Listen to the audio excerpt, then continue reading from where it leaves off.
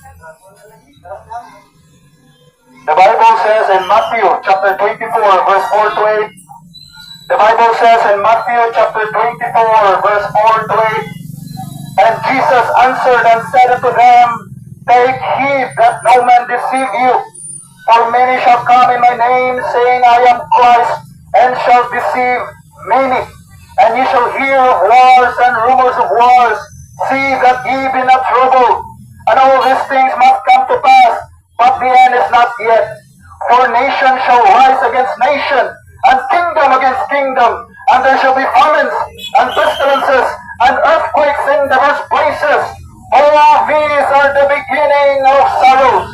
Higala ninyo na Biblia, nakatong na pangatong Ginoong Kristo diri sa kalibutan. Nangutana ang mga disipulo kang Kristo mingon, Ginoo, unsay ilhanan sa imong pag-anhi? Ginoo, unsay ilhanan sa katapusan niining kalibutan?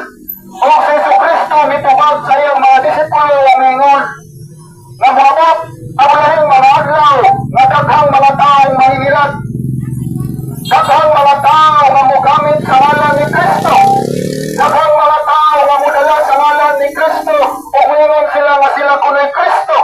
Moabot ang ulahing mga adlaw, na daghang modala sa ngalan ni Kristo, o mingon sila nga sila kuno'y puli ni Kristo. Munang ningon ang atong Ginoo sa iyang disipulo, ayaw ka mo pagkailad niya ng mga tawhana.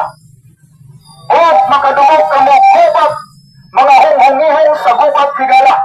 Sa dili pa mo tapos ang kalibutan,